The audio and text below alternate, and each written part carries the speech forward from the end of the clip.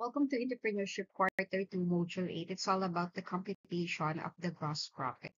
So in this lesson, we are going to define profitability, liquidity, solvency, understand also the importance of measuring the profit in a business, identify and explain the commonly used of the profitability ratio, and apply the formula to compute the basic profitability ratio. So what is a profitability? When you say profitability, it is referred to a business ability to generate income profit. So compare the expenses over a specific period, weekly ba or monthly. So it is the business making money. In a business, ano or magkano ba yung kinikita natin or nabebenta natin for daily, weekly, or monthly. Next one, we also have here the liquidity is the ability of the business to pay off its short-term debt using its current or a liquid asset. So, can the business pay its bill now? Okay? So, dito sa liquidity, matatanong natin kung nababayaran ba natin yung mga bills na dapat natin bayaran. Next is we also have here the solvency. This one is the ability of the business to meet its long-term financial obligation. So, the question for this one is, can the business survive in the long run? So, paano natin malalaman na talagang kayang makasurvive ng business na to in a long run? So, for us to understand better the computation of the profit, we have to check out this one. So, for us to understand the profitability ratio. So, in the revenue, we have the total amount of the money earned from the selling or the goods services. Ito yung ating revenue.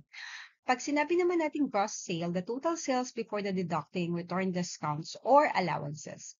Meron din tayong sale returns, sales discount. So this one is return kapag may return the customer, discount, reduction in price given to customer usually for early payment or promo. And then the net sales natin, ito yung sales after subtracting return and discounts.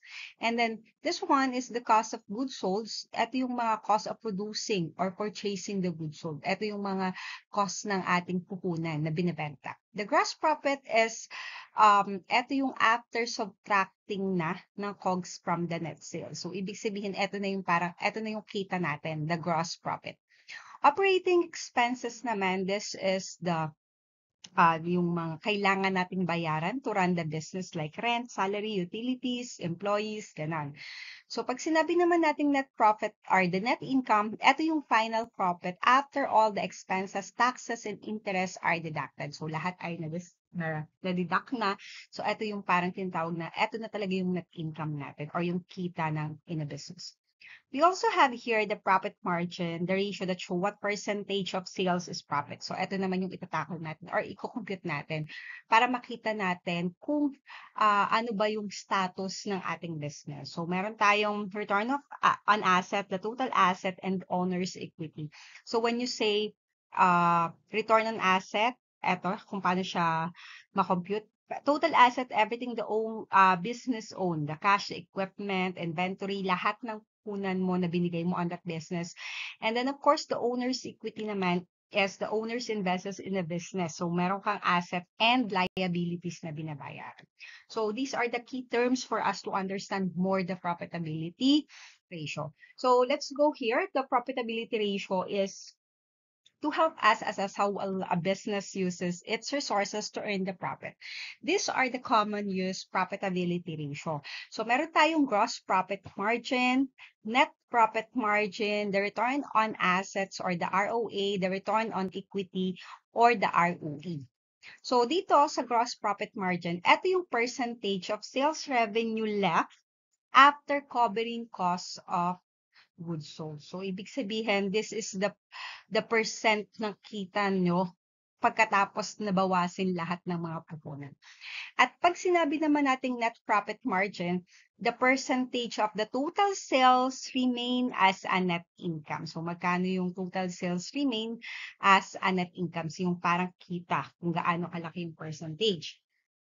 Then, return on asset, efficiency in using asset to generate income. So, gaano yung percentage na talagang kikita or nag-generate ng profit ang isang business. Okay? So return on equity naman, this one is a profit earned on owner investments. So ito yung parang owner investment. So this is the formula on how we get this. The gross profit margin, the net profit margin, the return on assets ROA, and the return on equity or the net income owner's equity. So here are the sample. Tingnan natin kung paano nga ba siya kinocompute.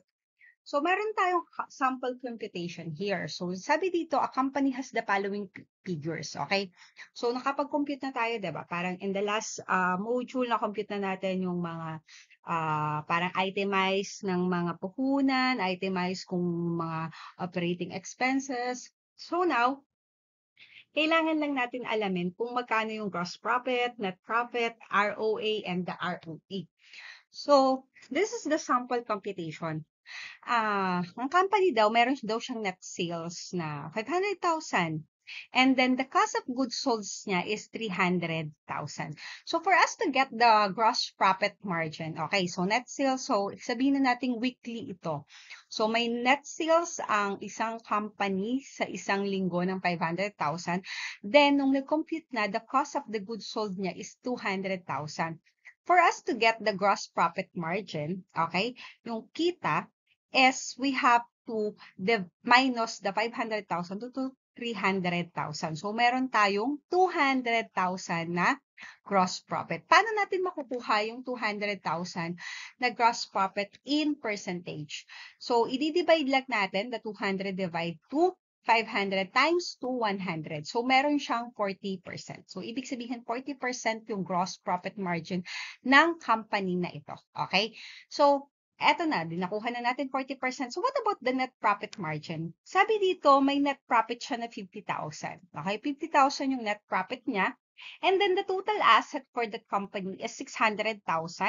And the owner's equity naman is 400,000.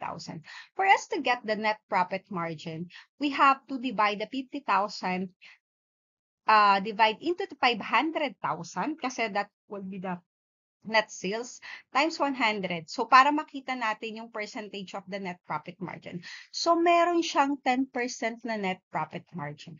And for us to get the ROA or the return of investment, 50,000 we have to divide sa total asset times 100. So, meron siyang 8.33%.